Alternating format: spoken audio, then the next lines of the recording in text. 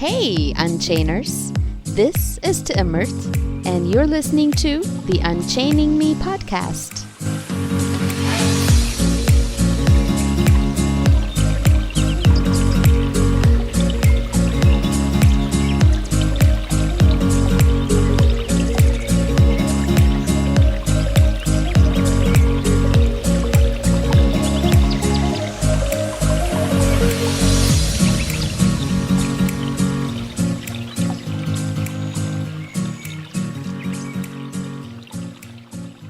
Dear podcast listener, welcome to another episode of the Unchaining Me podcast.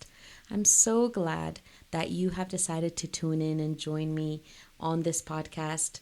I hope that you find exactly the message that you are needing to hear today. If this is your first time, welcome and join us on this unchaining journey. We are simply a group of human beings who are actively and consciously trying to break free from the chains that hold us back, from being our authentic selves, from living the lives that we know we deserve. So, welcome again. This episode, I've brought to you someone who not only inspires me, but also inspires me to be compassionate with myself and to be gracious with myself. I met her, funny enough, during my very first speaking engagement a few years back. It was an in-person, everything we knew was in-person back then. It was pre-pandemic time. It was set up for an Ethiopian women's empowerment. It was that kind of event. And I was speaking. I was so nervous. It was a group of women. And my commitment was to be there to speak my truth. And it was, like I said, one of the very first stages that I was invited to speak on. I remember something about her. Something stood out about her from the audience. There was a smile on her face the whole time she listened to me. I remember my eyes kept circling back to her, and intuitively, I knew she was connecting with everything that I was saying, that she knew it, that she agreed with it, that she was ready and ripe for the message that I was sharing. You know, I was talking about some sensitive things, about divorce, about mental health, and my past with mental illness, and raising kids after divorce, and broken friendships, broken relationships, all of the things that made me hit rock bottom, and therefore became the crack through which light entered my life. And I kept looking at her, and there was something calm about her, and that continues to be my assessment of her, and something I have grown to love and admire about her even more. And that's not just my assessment. There is a few other people who share this with me, and saying there's something about her that just commands tranquil and calm and peace and just soulful. Her name is Adey Chekol. She is a wellness and life coach. She has boldly put herself out there in a way that is so gracious and in a way that is so compassionate and kind to herself too. She's the one who teaches to make sure that we don't burn out, to make sure that we know our divinity as women, to know that we have power. Our authentic selves are the place from which we must show up in everything that we do. And she serves from that place. It's the word authentic really defines Adey. And I am so proud to know her. I remember that same day when we met, we exchanged information, and I came home and started following her on Facebook. And a couple of days later, I believe she shared a video of herself talking about that event where we met. And she was talking about how it kind of came full circle for her, the work that she's been doing, everything that's been burning in her, the desire that she's had to help others and to share knowledge, the intuition, the insight that she has. And that was the message that I could literally see her downloading and know that she looked ready to grab it. And I remember watching that video spoke to me that however nervous I was, however unsure I was to step into that very uncomfortable stage or situation, that I spoke to her there, and her honoring and her taking whatever I spoke back to me. And we served each other in that way before even really knowing each other. We've collaborated many times since then. We share a friendship that allows us to reach out to each other, hold space for each other. She is someone who continues to remind me that self-compassion has to be something that comes first and foremost, that if I don't fill my cup, if I don't rest, then I can't really serve, that I can't really show up. Adey has launched her business. She has been out there serving women, whether they hired her or not, creating content.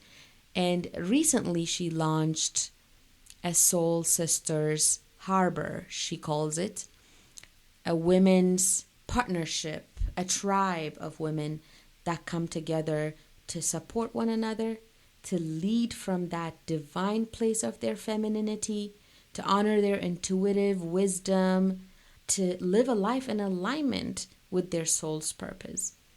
I am a proud and humbly proud member of that harbor, that women's tribe.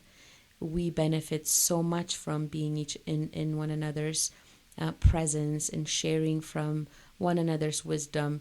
There's normally this misconception that women ought to compete and tear each other down, one another down, which is really sad.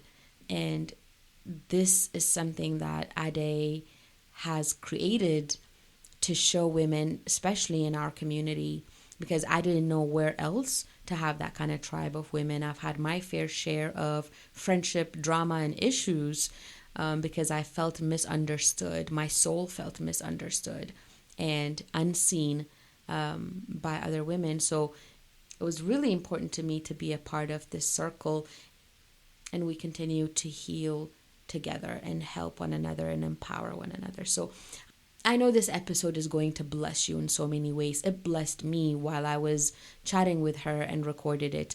I couldn't even wait to share it with you. So I'm editing this and sharing it with you the very same day we have recorded it. That's how much I can't wait to share it with you. I could have gone longer than an hour talking to her, but we have made it as concise as we can.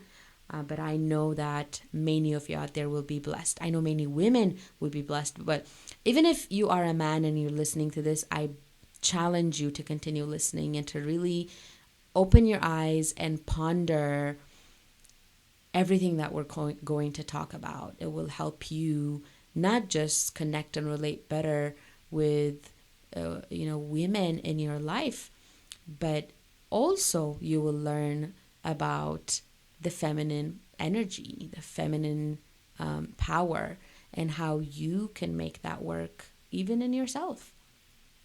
Adey will teach us a lot about that. But more than anything, I know there's a common ill in our society, especially as Habesha women, when it comes to knowing our self-worth, knowing that we are worthy, knowing our authentic selves. So much has been done and so much has happened that we are bankrupt when it comes to a sense of self-worth. I know many of my clients have that in common. That is the sense of self-worth that seems to be lacking or needs tuning. And Adey is going to really drill that home for all of us. What happened? Why were we bankrupt? And what can we do to reclaim our power? That is going to be our discussion, and then some more. Here is our chat with Adey Chekol. Enjoy it. Adey Chekol, thank you so much for being here, my friend, my fellow light worker, I would call you. I appreciate you Oh, taking the time and accepting my invite to be here with me today. no, to me, I can say to me right here. That's Yes, you fine. can. Yes, Timmy, Timmer, Thank that's fine. you. Yeah. Thank you so much for having me here. You've been a huge part in my growth and healing journey, and it's so nice to have a sister like you. Just be around. So I'm so glad and honored to be here. Thank you, and thank you for your listeners. I love that you said sister because this podcast is really about us women and women out there listening to really reconnect with our sense of self worth. And what better opportunity, what better connection to make than with another woman? So we can talk about what happened. Where did we lose ourselves? Where did we really find it hard to connect to a sense of worthiness within ourselves? And I've been pondering about worth for a very long time. I've had a very low sense of self worth for as long as I can remember. Um, Even with things that I now consider fleeting, like looks, people used to tell me you're so beautiful, oh this, oh that, and people used to admire how I looked, and even then I didn't even see it. I could stand in front of a mirror, I wouldn't even see that which people vividly appeared to see. And I've pondered that for a very long time. And just recently, me and Ade started reading this book together. We became book reading buddies, accountability partners. She came up with an idea to read this book and discuss it every couple of chapters. And that book is A Radical Awakening by Dr. Shafali Sabari. And I've read, or I continue to read, her book, A Conscious Parent. And she also has another book, The Awakened Family. So she didn't need to sell me on reading this book, obviously. But when I dived in, I didn't really know what I was going into. And the beginning few chapters really were a slap on the face, a slap of reality on the face, that it wasn't just my struggle. It wasn't just the struggle of Abasha women, Ethiopian and Eritrean women, but it was a struggle of women altogether as a collective psyche, that we somehow have been divorced from a sense of worthiness and a sense of self esteem. So, what, in your words, in your thoughts, is to blame for that? What is responsible for this sense of disconnection, you think? I mean, so many layers. First of all, I want to say, I'm a little bit congested, so excuse my voice. I hope you all can hear me very well. But, there's so many layers to that disconnection and that divorce between, our true, authentic selves. And we're so critical, right, on ourselves, women in general. We all know how harsh we can be on ourselves, and it comes from generations, from years and years and years of societal pressure on ourselves. um, and I mean, if you look back, the main power women had in the past was whether they're marriage marriageable, or if they have the beauty, if they have the ability to take care of a family, if they are able to birth children and give, basically, the man must be able to extract something Mm, from mm, us. We're just seen as an object where we need to be offering something, otherwise we don't have any value. mm, And we have carried that, right, through generations. We have been told that from childhood we've been groomed to um, be good, right? To be Yeah, that agreeable, to word. be, Yeah. yes, to be nice and to be beautiful, to take, to take care of ourselves, but at the same time to take care of everybody else. And we have taken this and we have made sure that our worth is contingent about on what we can offer other people. And we have somehow made ourselves believe that if we're not doing these things, if we're not pleasing everybody, if we're not uh, flexible enough, if we're not always saying yes and giving, then we're not enough, we're not worthy, we're not validated. And we've completely taken that in and associated that with our worth and completely let go of what we want and who we truly are. Um, what would happen if we actually said the things that we wanted to say, uh, be the person that we wanted to be? And what if we did that and people don't like that? That We would means, rock the boat. And mm-hmm, that scares us, rocking boats, right? yeah, absolutely. Yeah. It's so profound when you said the power that women had, and the first thing that came to my mind was what power? Do we even have that? So there's this sense of powerlessness that comes from, as you termed it, being there only as a means to serve others or to make others happy or to complete another, a man's um, wishes, and to be used for that. So that is definitely something many women relate to, that sense of powerlessness.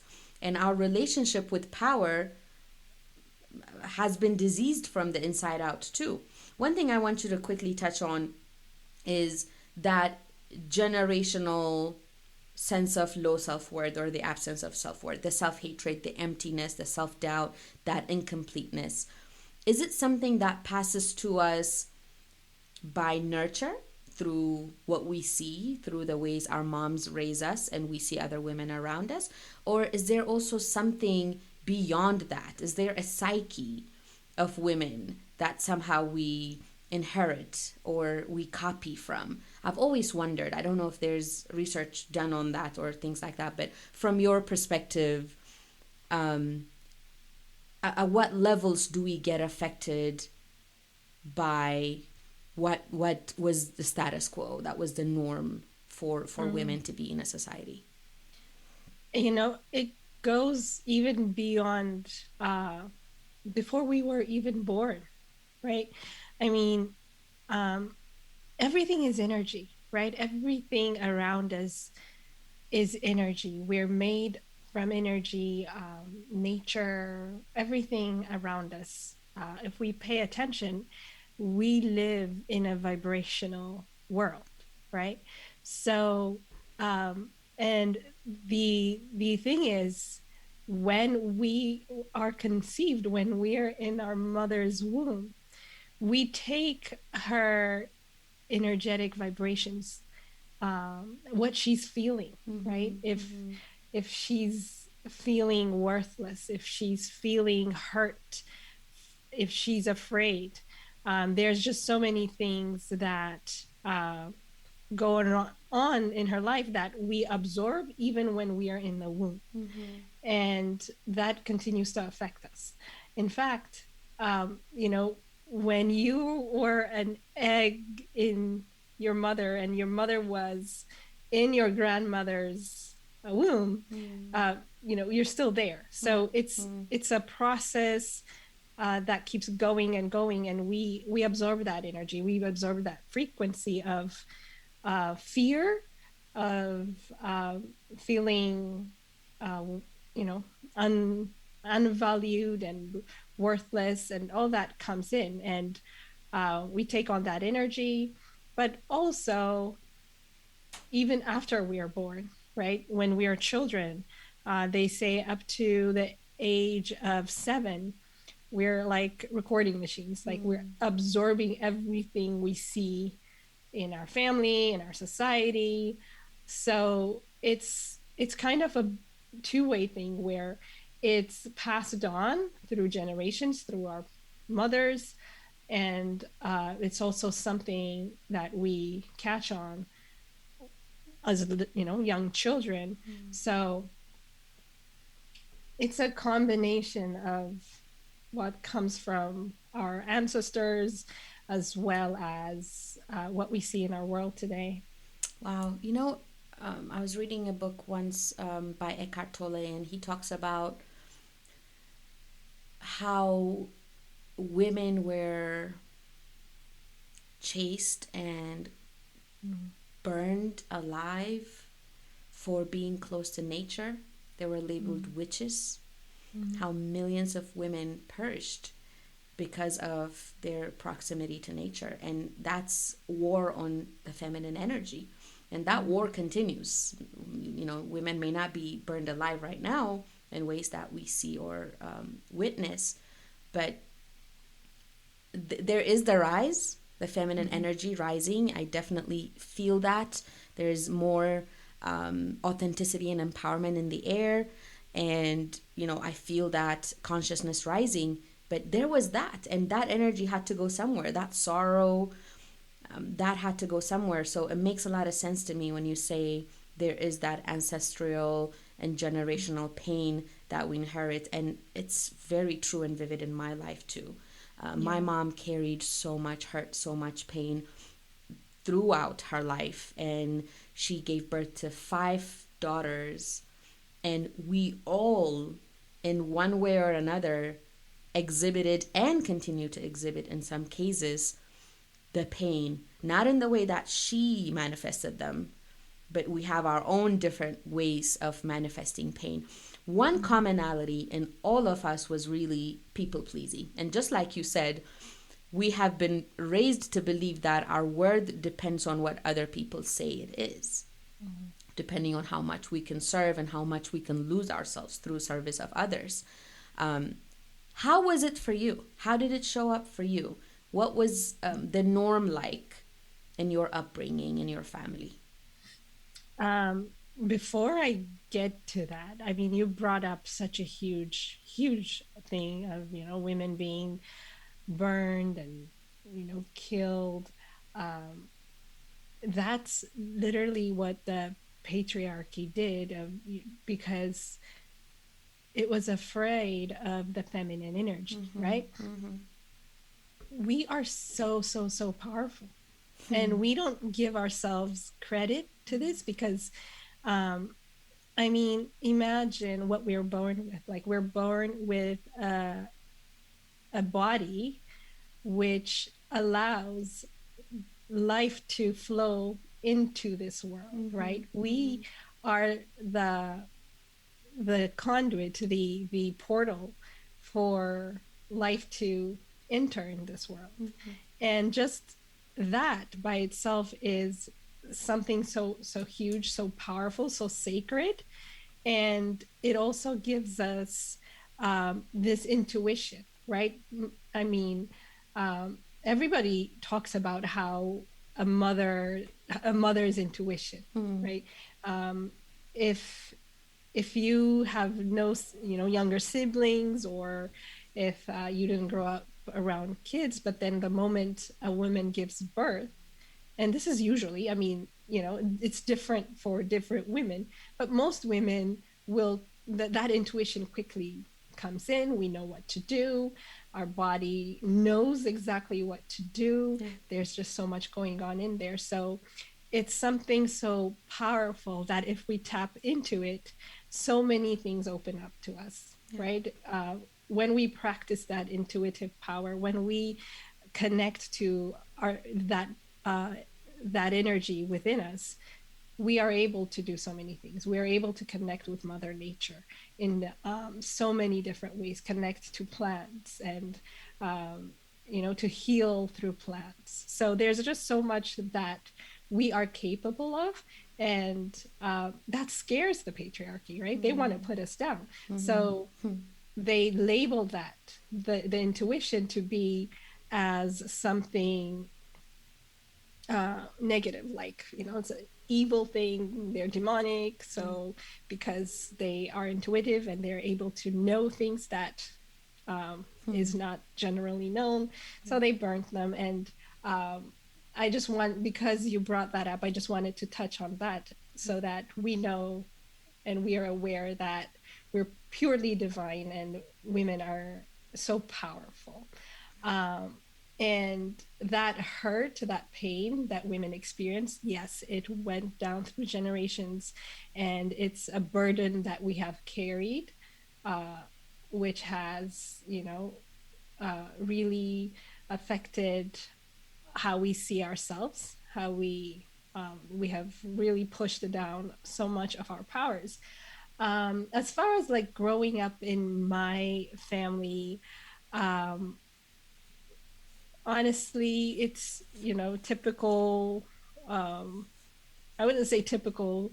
I, as I was growing up, I was kind of like the rebellious one. I don't know. I don't know if that's even the right word. I I'm can't see not that now. You're like, you bring me calm and peace and being grounded. I mean, what rebellion is what I'm thinking right rebellious, now? I guess, in culturally, right? I Right. didn't really take in our Like fit culture. in. Right. Yeah, I didn't fit in. I wasn't that girl who um entertained guests. And I remember, like, my grandmother would tell me, if people come in and you serve them, and then if they say I'm good, okay, I take it as it, okay, he's good, just Final leave them. answer. And Right. she'd be like, what are you doing, You uh gotta ask them like 55 more times. exactly. And Yeah. I'd be like, why would you do that? So they looked at me as if, like, I don't get it, I don't get the culture. And I Right. didn't. It didn't make sense to me. I was seen very different. They had this name for me. They called me Faranjwa because I was light skinned and I didn't like to be kissed. I pushed people away. And I kind of was able to say things, right? If it didn't suit me, I didn't have any problem expressing myself. I'm sorry to cut you short here, but isn't it funny how we attribute self protection and self respect to the white race? Like, why? Yeah, there you go. You know? Why? Yeah, I just needed to point that out. thank you. Yeah. Exactly. As if it didn't belong to us. As As if it if, didn't, as if we weren't worthy of it. right, Yeah. right. And I took that in though because it made me feel um, as if I didn't belong. So that didn't serve me because as I grew older, I stopped expressing myself. And it's definitely been an issue for me to speak out. Uh, Literally, my throat chakra, or my ability to express and use words has really been challenging for me, and it's something that I continue to work on because growing up, I felt like I shouldn't express myself. I felt like I should be quiet. And then they started telling me, oh, she's quiet, that's just part of her nature, she doesn't talk. And I took that in, so I'm the quiet one now. you know um so outside of that, though, you know I think in terms of growing up, literally, I just was the one who was different and did not conform to the culture. And to this day, it's been the same for me. When you were saying voice and not being able to express yourself, how you felt like you had to hide what you thought, or you had to hide behind that complacency, but you didn't express what you thought. I went to an all girls school all my life, and on your report card, there's that conduct Mm. um, circle or box. literally a box that they want to fit you in. And of course, you want an A plus. And you know what determined you getting an A plus? You being a quiet girl, you being a quiet person.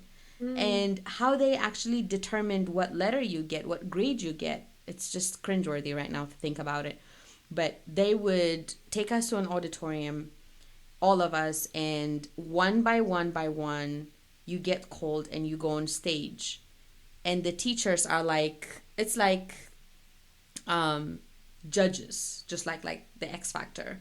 The Mm-hmm. teachers are like lined up, and someone calls your name and they chit chat about you without, like, you can't hear what they're saying, but you hear that teacher. If you were maybe a bit rebellious, as they would call it, or maybe you were a bit loud, or you talked a lot, as they would call it, you would see that teacher chiming in. Oh And you my know he goodness. wasn't chiming in something good about you. But imagine what that must have felt. What that must have been to our um, sense of self worth. That you are as good as what a few adults who value not being interrupted and who value silence and peace Mm-hmm. said about you at one particular school semester. And those grades reflected who you are, were, or what you deserved, or how good of or bad. And you said good earlier, and I was like, that word, ugh, good, Mm. bad, good girl, good girl. That's something I'm so conscious now, raising my daughter, an almost 3 year old. Whenever I want to say good girl, I hold myself back. I don't want her to think that what she must become is a good girl. Mm-hmm. So it's interesting that it was through wanting to express yourself that you found yourself here. But how was the path like? What was the reckoning? What was a breaking point, if there was one? And I, know of a certain breaking point in your life, but I want you to discuss it or share it with our listeners. What that rock bottom was that made you think there is an authentic self beyond this, and I'm not living it, and I better start on the journey of finding it and living it. What was that like for you? I have, yeah, I mean, you know this, I think people who know me also know that the biggest awakening for me was when I went through my divorce. But up to that point, I was completely shut off from who I was. Um, Always looking into that validation, always looking into, you know, winning, getting that degree, even getting the degree that others thought was good for me, not what I thought was good for myself. And pleasing everybody else, pleasing the family, um, getting the good grades, and then, of course, getting married, buying the house, the car, the kids, Mm, and the the job, whole all that. package. Yeah. Um, and that's really what I thought my life would be like. And, you know, just get into this American dream, which I'm like, whose dream? Right. Right. Totally not my dream. Yeah. But that's what I was heading for. And not to say, I got married because I just wanted to check a list. Of course, I wanted to get married, and that's how it unfolded. But subconsciously, also, it was what I thought I had to do. And I got married extremely young. We were both 22. And,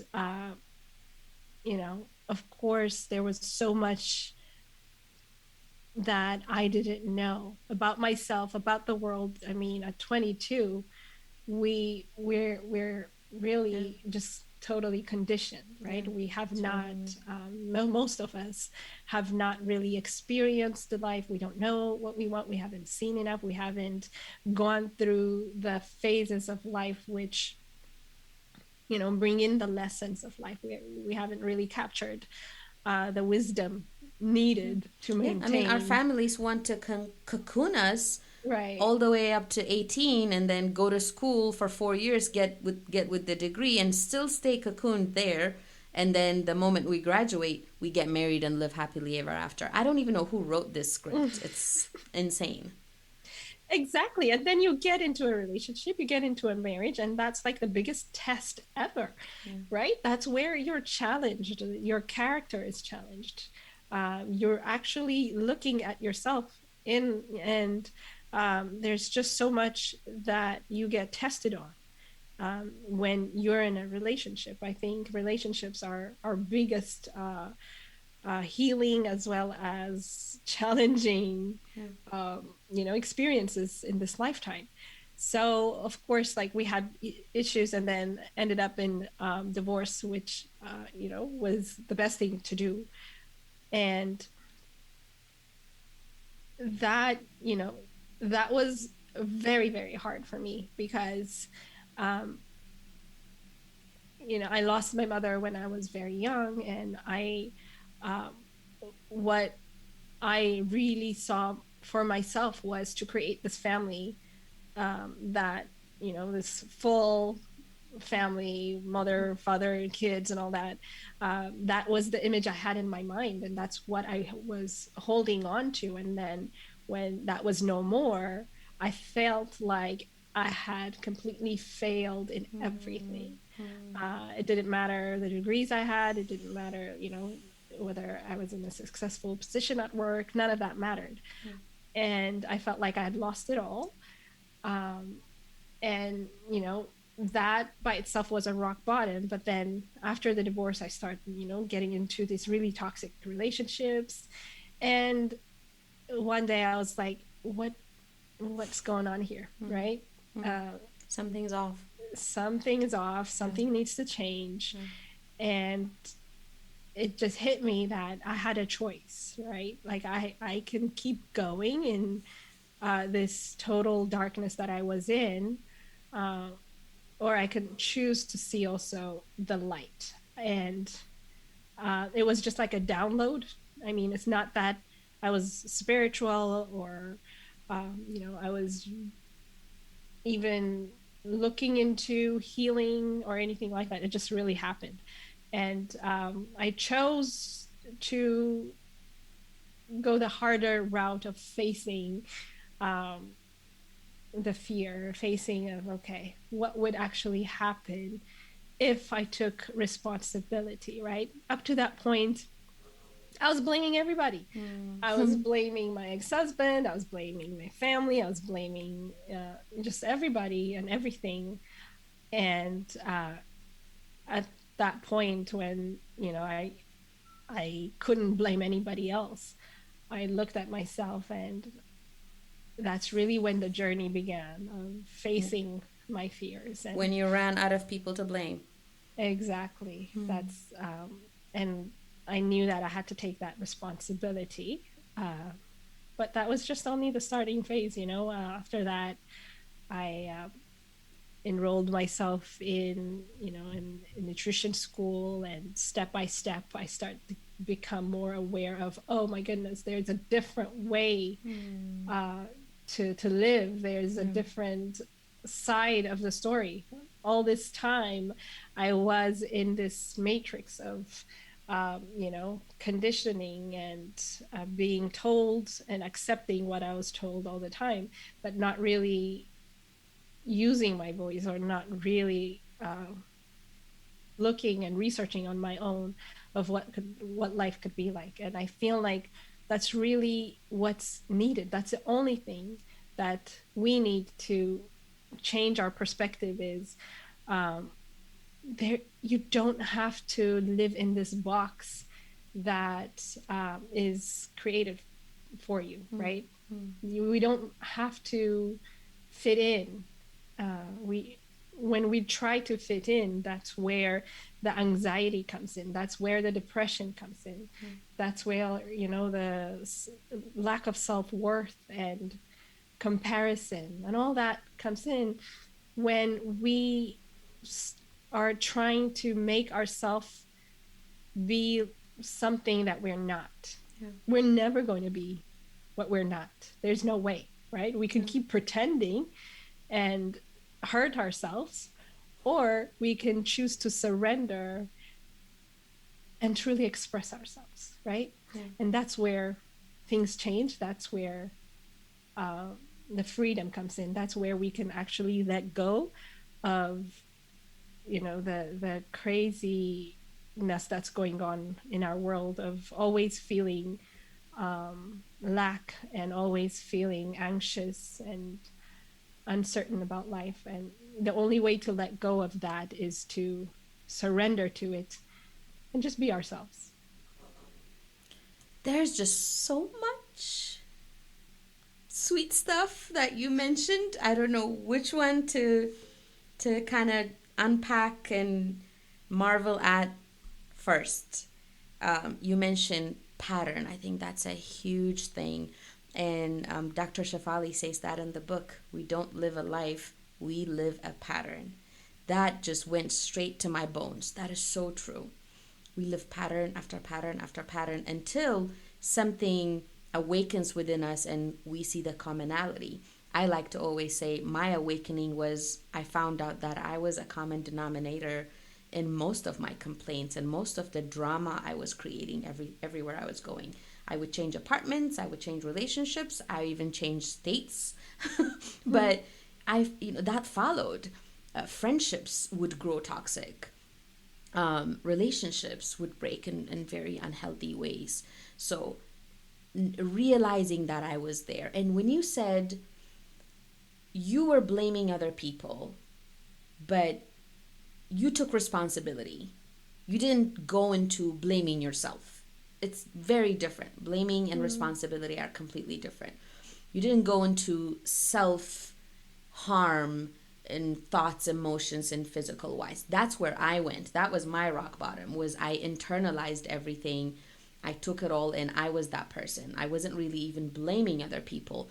I was internalizing the pain, but not really getting the lessons that I was that common denominator. And like you said, I had a choice to rise up from that, see a different perspective. More than anything, find out deep within all of that mess myself and love what I found, approve what I found. That was the hardest for me. I've been a sucker for approval and validation and praise and attention all my life that I couldn't give it to myself. It just wouldn't be enough. I wouldn't even trust it. Was I even telling myself the truth? I could lie, right? I could pretend. It could be a facade. So that was a big awakening for me. And most of the women I work with right now come from or come because of some kind of failed relationship.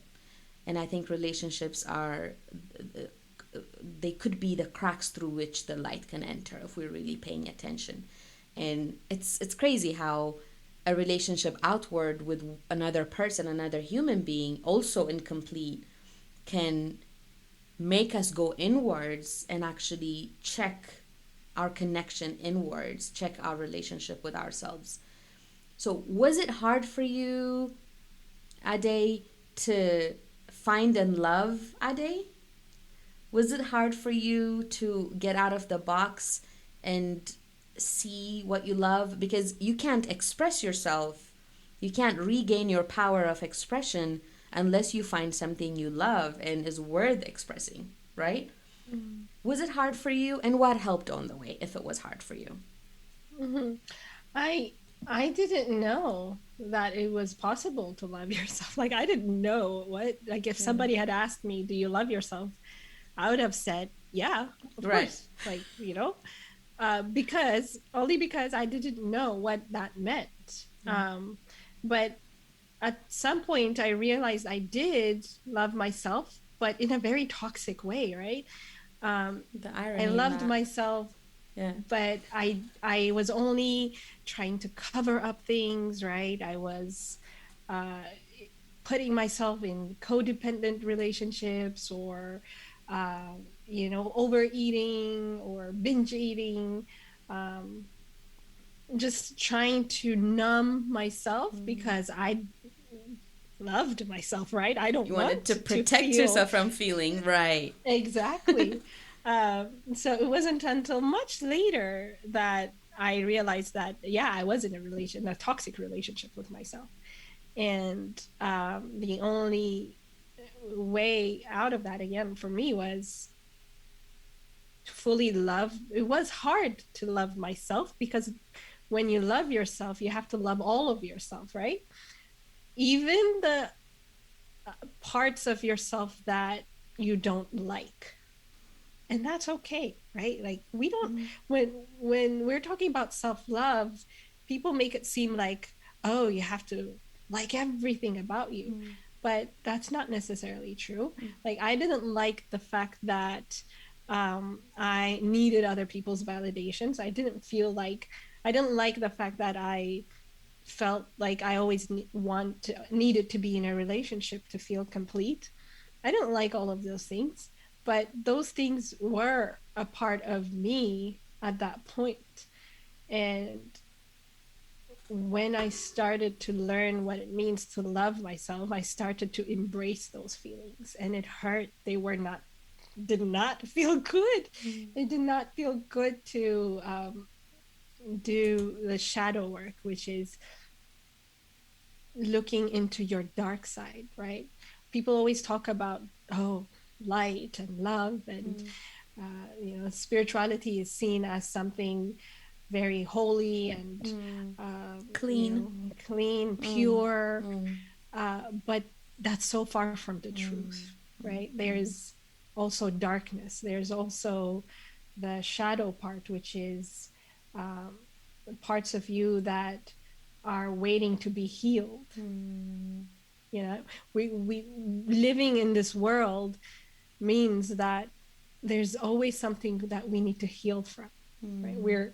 We're spiritual beings having a human experience, and Mm. being human means making mistakes.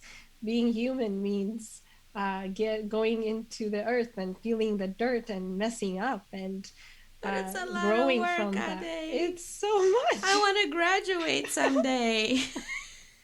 I want to arrive, damn it.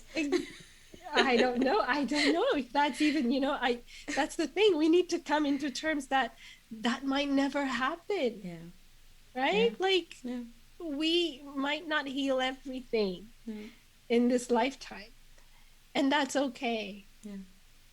And truly loving ourselves means loving that we are human, loving that we're messy. We do crazy things. We do things that, people don't like, Yeah. that We we mess don't up. like.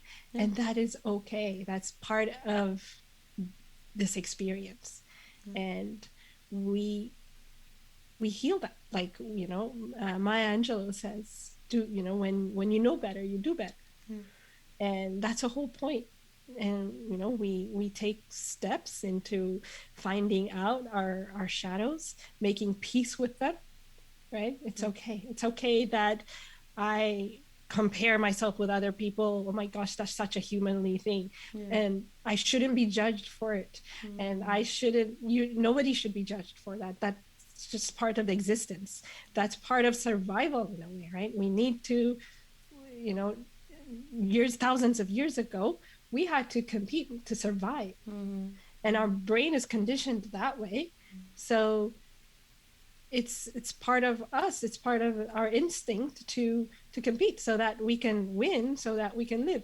But that's not the world we live in right now, right? We don't have to compete on everything. Yeah.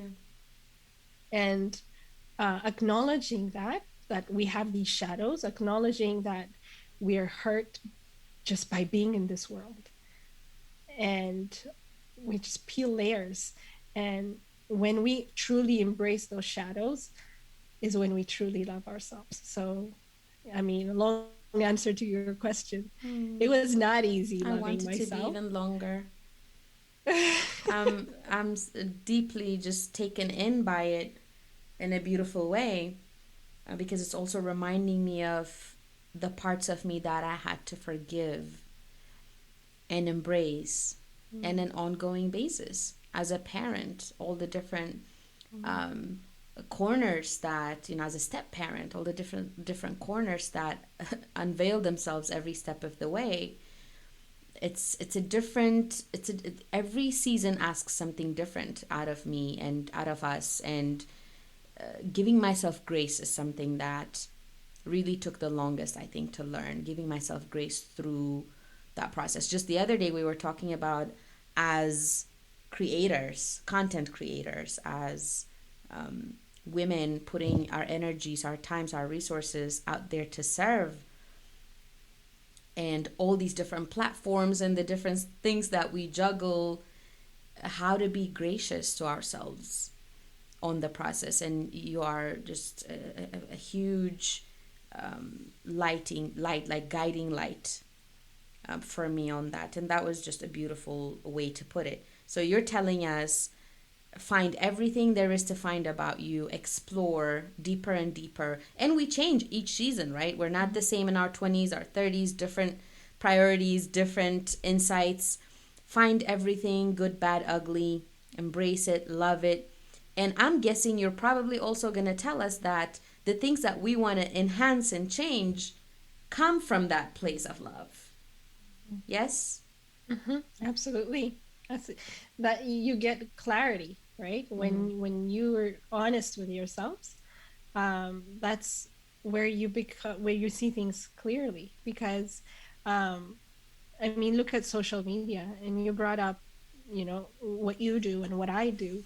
Um, we put ourselves out there, and it's it's like we're required to put so much, and it takes so much from us. And if we don't do that, then that means we're not serving right.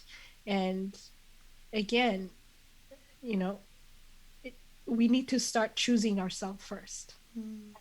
That's the perfect example. I mean, if what makes me a good coach is when I can actually uh, live out what I preach, right? So if I'm being out there inauthentic, if I'm not if I'm hurting myself, my family, and trying to teach other people how to be authentic and true to themselves, uh, that doesn't make any sense. And Charity people begins at people home. will see that, right? Yeah. People will see that in you, and you're not being authentic. So we need to choose ourselves. And when you do that, when you choose yourself, when you become clear of why you're doing what you're doing, it doesn't matter in any area, whether you're a coach, you're a mother, at your job, whatever it is, like,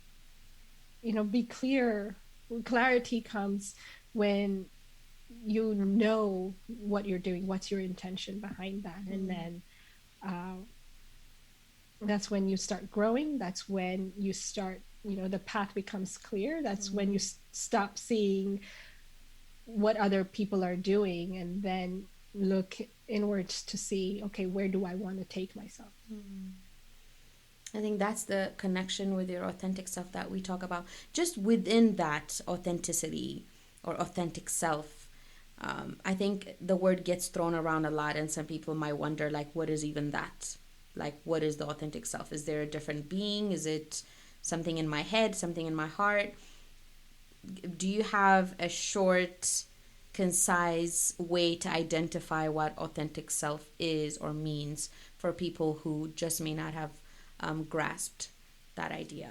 I think what comes up to me being your authentic self is who you are, minus all your conditionings, right? Like all your beliefs of that you've collected since childhood, from society. What Take all of that out, and then what remains, right? Many people don't know that because we have not spent time trying to eliminate all that. Right. We're always absorbing and taking, and it's partly not our fault, because that's really the world we're living in. we're given so much information constantly, right? We live in a very, very connected world, that is full of so much. I think, I don't know, I forget the numbers, but I think our children are have access to so much Thousands. Yeah. knowledge than, I think, 10 years ago or something. Mm. There's a crazy number which I forgot, but Information. I don't know about knowledge. I hope my teens won't hear me. trust me, they don't have a choice. Right. We live in a world that's feeding us so much, and it's Yeah. good, but we need to also take the responsibility of saying, okay, what about me? What do I believe? What are my beliefs? Mm. And even pushing it further than that, how do I feel about Mm. this? Mm. Right? Mm. Are your feelings truly your own, or are you feeling something about something because you feel like that's how you should feel? Someone has told you how to feel Right. repeatedly. Yeah. Yeah. Um, I have a good example is, this pandemic, right? When, and I have a full heart, and I feel so much for people that have, struggled, and so there's so much loss in this world, and I hold space for that, right? Uh, I know people, friends who have lost so much, whether it's a family member or jobs or, everything. Everybody has been affected. I think each one of us have been affected by this. Yeah. But I also talked about, for me personally, I was given the opportunity to stay home with my kids, Mm-hmm. something that I craved for, right? Like, I really wanted that because I never got the chance as a single mom Yeah. to have an extended time with them, Yeah. to be at home, to to do the things that I've always wanted to do. And that gave me the opportunity, and I was grateful for that. But there were people who tried to shame me or tell me that, oh, how could you say that? Don't you see Mm. that the world is suffering? I hold space for those people, but that doesn't mean that I'm not allowed to feel what I feel. Mm-hmm. And nobody can tell you how you feel. And as women, especially as women, uh, we're afraid to talk about how we feel. Mm-hmm. And what I want to share with people is, you have the right to feel any feeling, Mm-hmm. any feeling Yeah. that you As want simple to as feel. that. Yeah. Yeah. That's deep. Yeah. Yeah. Do you hold. Well, let me make it very straightforward. Do you feel betrayed by your culture? Oh. Look at you putting me on the spot. I know. I'm gonna put this on loudspeaker on every page out there now. I think, I guess let me say just a little bit more about it. What I mean by that, we weren't raised feeling like we were enough, and that may be a common thing for many women, for women as a species. But then there is that Ethiopian, Eritrean, that Habesha way of domestication and identities, just that gunk of everything that gets layered on you, that unless you peel them off one by one and be okay with them being gone, face the possibility that maybe you may not be as fully cultured as you were taught to have to be, as you were told that you have to be growing up. It's you experience a loss of a certain identity. I am, at least everywhere I go. I have to ask myself, is this my cultural brain or is this my true self, my authentic self? And I pick and choose things that bring me joy and bring me comfort, but I do them my way. But there are mm, times, and I meet some women that just hold so much pain because of it. And that's why I'm asking. You personally, I don't think you hold any resentment, knowing what kind of person you are personally. Yeah. But for women out there who may feel that resentment to the way they've been conditioned and raised to not find worth in themselves, what do you say to them? And have you experienced that feeling? I think it's, I mean, I think that's a great question, honestly. It's a great question. The simple answer is yeah, yes, because I think it's not just our culture. I think women in general are betrayed. We have, you know, all over the world, women have been betrayed. We have been put down, like we just talked about earlier, we for generations. And our culture is is very patriarchal, right? Like, I mean, we have the masculine energy in our culture. I'm sorry to say it's not balanced, Not right? at all. It's highly, highly patriarchal, and it needs to heal. It needs, I mean, I used to hear, quote unquote, like funny stories, children's stories of how men abused women, right? Like, oh, women are not supposed to be eating together with the men. First, they have to feed them, and then it's the women who eat. And, you know, I don't remember the stories, but there's supposedly like funny stories that we've been told. And all these things come because of the generational imbalance in the masculine energy.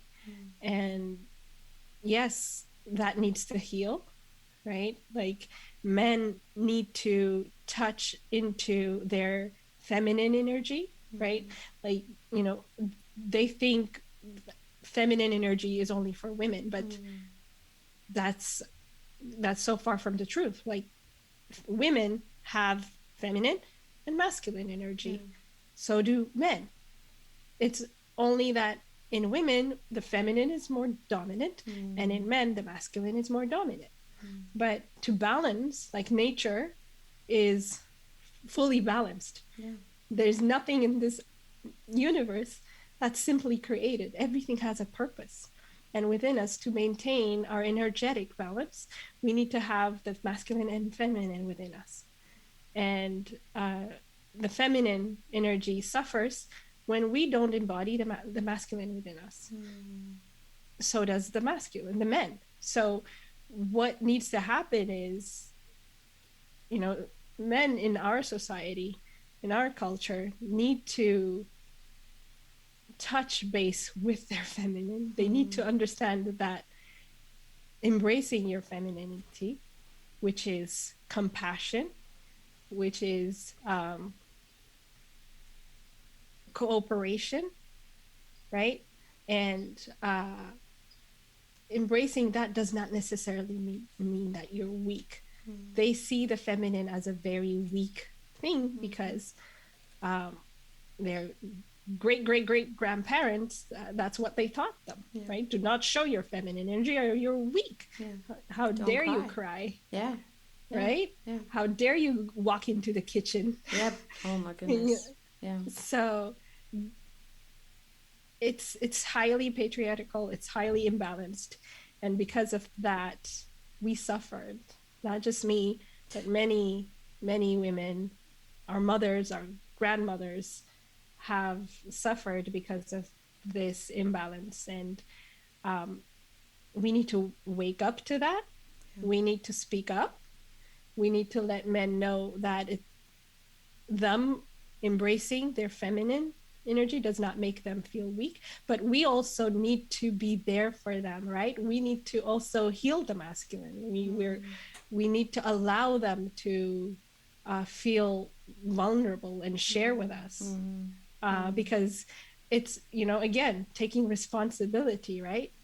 What happens when our partners or our brothers share their feelings with us. What happens when they become vulnerable? We tell them, even the women don't like that. We tell them to man up. Yeah.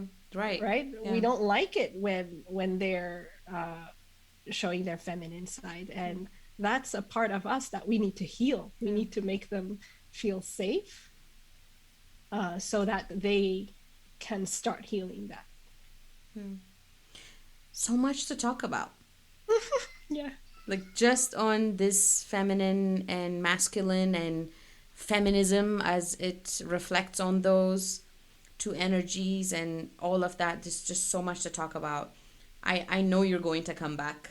I hope you're going to come back. I would love and to. we're going to talk about a lot of these things in the future. But before before we end this podcast, I'd love for you to give our listeners some practices, some thoughts, some things that they can do to reconnect with their sense of power.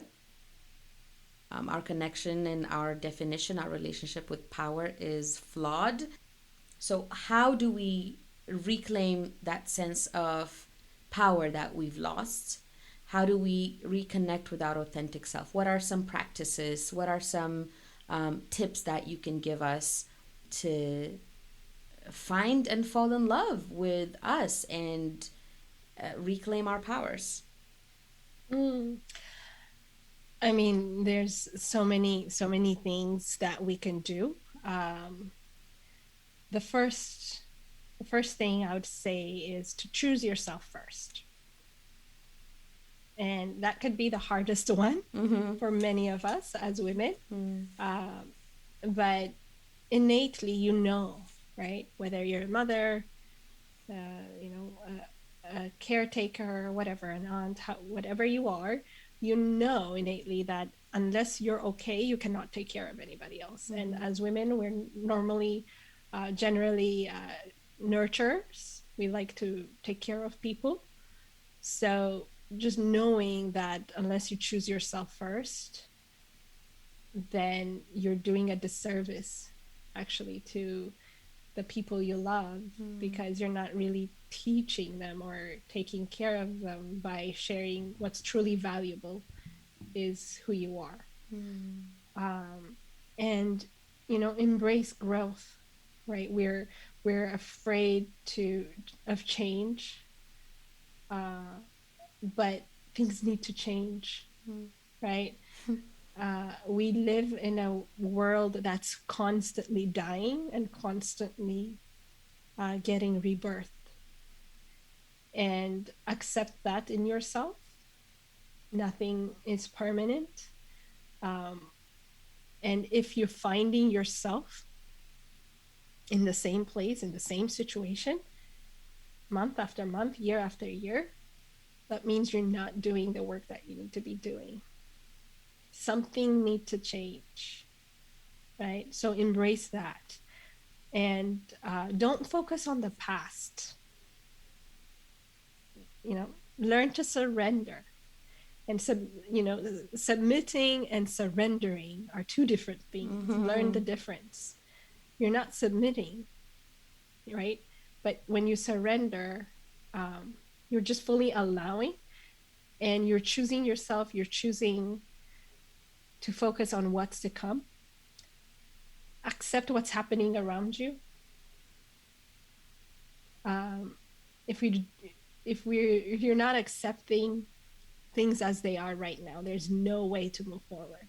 If you don't like what's happening around you, learn to accept that first. And accepting it doesn't mean, again, that you're going to stay there.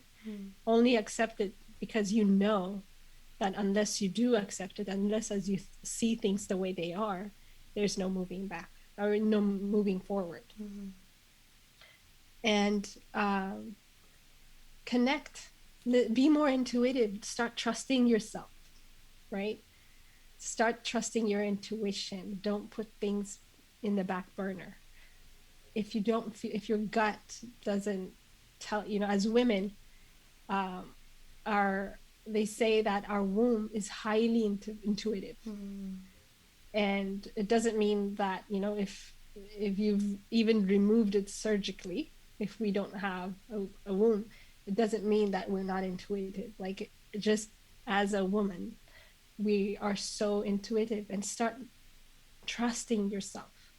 We have let go of that power. We have given our trust to other people, mostly to men, because we think that they know better. So start catching yourself when you give away that power, and start relying and believing more on your intuition. And yeah, start from there. I think, especially connecting with yourself and your intuition is the first, that really I I love so much. That right there was a book, you know, that choose yourself first, embrace change, surrender, and be in acceptance of the present moment and your situation, and then go from there. Connect with yourself and trust yourself. That's what you're asking us to do. That's what you're telling us to do. And that is the key to going back to our authenticity and our power. I'm just so hopeful. I have this joy whenever I'm working with a woman, helping her see that that challenge she's going through is going to be a triumph, and to go through it, to go boldly through it, and to trust herself. This work that we do, I think, is such an honorable privilege, bringing back the feminine and empowering our women. Not empowering in the sense of, how it's being plastered everywhere, not that kind of, not a masculine kind of power. We can get that, we have that too, but going back to our feminine intuition and power from there. I think it's beautiful. I think you are a beautiful soul, a beautiful human. I appreciate you. I am grateful that you're in my life. You're on my path. I'm excited, deeply, deeply excited to everything that we are going to bring forth and birth, together and individually, and everything that we do to a lot of Ethiopian and Eritrean women, especially Habesha women, that desperately need to hear it. But then even bigger, the vibrations will go even bigger. So I'm proud to be a part of Soul Sisters Harbor. That is a community that Adey has put together.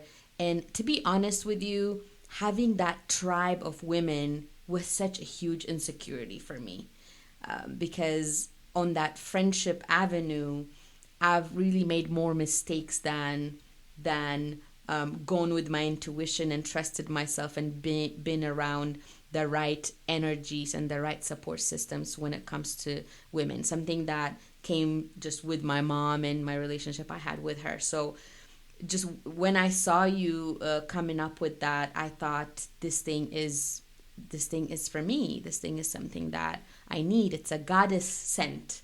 And I'm so happy to be a part of that. And for those of you out there who are deep down, that you need supportive women that are after the same things, that are after reclaiming their own powers. Deep down, that's what you need around you. Not competition, not jealousy, not tearing each other down, none of those things. And I highly, highly recommend you check Adey on all her pages on Facebook, her website, her Instagram, but more than anything, she has the Soul Sisters Harbor group. There's so many different gems in that group. She brings a lot of different experts, and she is really channeling a power back to us. And I know she's also doing that for herself on the way, which is even more beautiful to go through it with you. So thank you again, Adey, for being here with me, and come back soon. Thank you so much, Timmy. This has been so wonderful. You're purely a goddess. You're such a gem, and I am so honored to be on this journey with you. And I'm so honored to be here. Thank you, all you lovely listeners. I'm just so grateful, so much love for all of you. And, just remember that the only way out is by being yourself. Just be yourself. Love you all. Thank you so much. Love that. Love you, Adey. Bye-bye. Bye. And don't forget to support by liking, rating, subscribing, and sharing with your family and friends. Thank you so much, and see you with the next episode.